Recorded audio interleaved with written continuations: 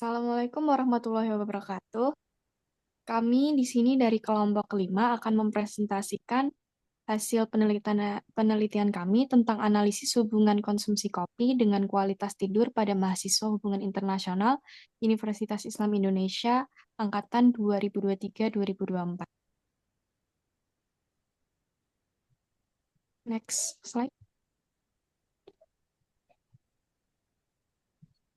Anggota kelompoknya ada saya sendiri, Intan Disa Seviana, bersama teman-teman saya, ada Manif Ramadan, Dinda Cynthia Indrianto, Najwa Haya Al-Adwa, Nazla Torik Badres. Selanjutnya untuk latar belakang akan disampaikan oleh Adam. Baik, saya akan membaca latar belakang. Kualitas tidur merupakan faktor penting bagi kesehatan dan produktivitas akademik mahasiswa. Namun, sering terganggu oleh berbagai faktor, termasuk konsumsi kopi. Di Universitas Islam Indonesia, kopi sangat populer di kalangan mahasiswa untuk meningkatkan kewaspadaan saat menghadapi tugas berat atau begadang. Meski kafein dapat meningkatkan konsentrasi, efek sampingnya terhadap kualitas tidur itu sangat diabaikan. Next. Rumusan masalah. Bagaimana perbedaan kualitas tidur antara mahasiswa yang rutin mengonsumsi kopi dibandingkan dengan yang tidak rutin mengonsumsi kopi? Next. Tujuan penelitian. Penelitian ini bertujuan menganalisis hubungan antara konsumsi kopi dan kualitas tidur pada mahasiswa Universitas Islam Indonesia, mengingat masih jarangnya studi serupa dan keunikan gaya hidup mahasiswa. Hasilnya diharapkan dapat memberikan gambaran jelas tentang dampak kopi terhadap kualitas tidur ke mahasiswa dan menjadi dasar edukasi konsumsi kafein yang sehat.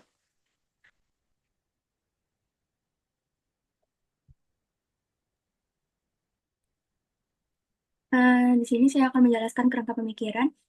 Jadi, hubungan kopi dengan kualitas tidur itu adanya indikator kualitas tidur yang baik dengan penilaian positif individu terhadap kualitas tidur. Latensi tidur seberapa lama waktu yang dibutuhkan untuk tertidur, misal kurang dari 10 sampai 30 menit, dan gangguan tidur. Seberapa sering minum kopi dalam kurun waktu 1 pekan, 3 hari, dan 1 hari. Latensi tidur ini mengambil waktu 30 menit, dan selama tidur itu dia gelisah atau tidurnya tidak nyenyak. Responden yang memiliki kualitas tidur buruk seringkali terlihat lelah meski sudah tidur.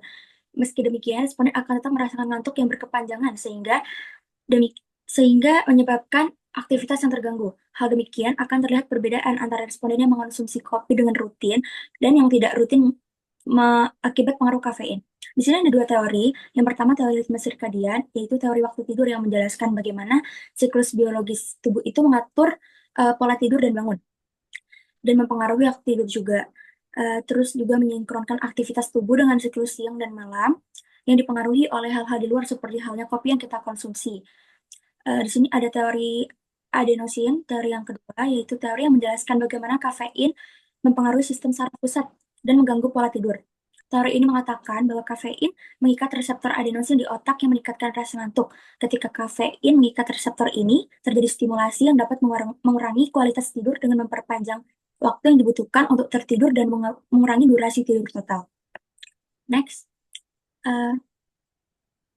Di sini ada batasan penelitian. Penelitian ini berfokus pada mahasiswa hubungan internasional Universitas Islam Indonesia angkatan 2023 sampai 2024 yang suka minum kopi, terutama pada waktu menjelang tidur, dengan aktivitas keseharian yang akan mempengaruhi kualitas tidur pada mahasiswa dengan mengukur perbandingan waktu dan seberapa sering minum kopi di malam hari. Baik, selanjutnya ada metode penelitian. Dalam teknik pengumpulan data, kami menggunakan kuesioner yang mencakup 10 pertanyaan. Dan pertanyaan ini sudah terstruktur dalam bentuk Google Form yang disalurkan pada mahasiswa sesuai kriteria. Terdapat 60 responden dan kami mengambil sampel 30 yang rutin meminum kopi dan menggunakan skala Likert 1 sampai 4. Tidak pernah, jarang, sering, dan selalu. Selanjutnya, metode penelitian dalam mencari data.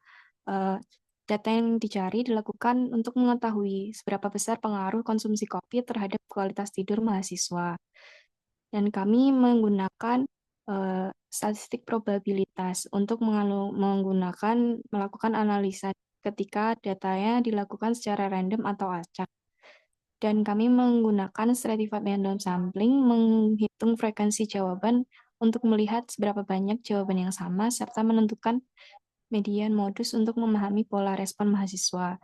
Dari data yang didapat, kami telah menyesuaikan satu mahasiswa aktif hubungan internasional Universitas Islam Indonesia angkatan 2023 sampai 2024 dan yang rutin meminum kopi terutama pada malam hari. Selanjutnya, hasil dari survei yang kami lakukan menunjukkan bahwa terdapat beberapa indikator penting yang diperhatikan seperti frekuensi minum kopi, waktu konsumsi, serta kualitas tidur yang diukur melalui durasi sebelum tidur dan kualitas tidur yang dirasakan oleh responden. Dan indikator tersebut sangat relevan karena kami menyimpulkan bahwa frekuensi dari tiap pertanyaan dari data yang ada tidak pernah dan jarang dalam meminum kopi sebelum tidur kinerjanya buruk, tetapi kualitas tidurnya menjadi baik. Sedangkan yang sering dan selalu minum kopi sebelum tidur kinerjanya baik, tapi kualitas tidurnya buruk karena tetap terjaga. Dan indikator tersebut relevan dalam proses penelitian karena dapat memberikan gambaran yang jelas bagaimana konsumsi kopi akan mempengaruhi kualitas tidur.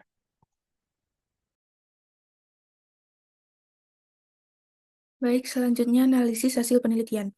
Dalam penelitian ini, mayoritas responden yang menyatakan sering atau selalu mengonsumsi kopi cenderung memiliki pola tidur yang tidak teratur dan tidak sesuai dengan ritme sirkadian mereka.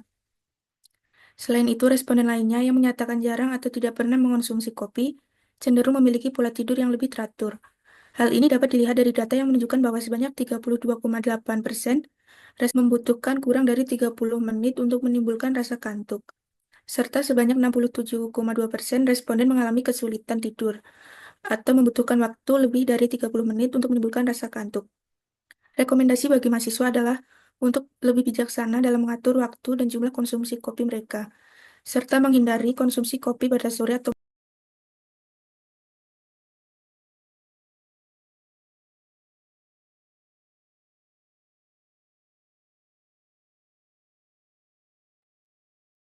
Untuk tantangan yang dihadapi itu pertama itu kita sulit dalam mencari responden.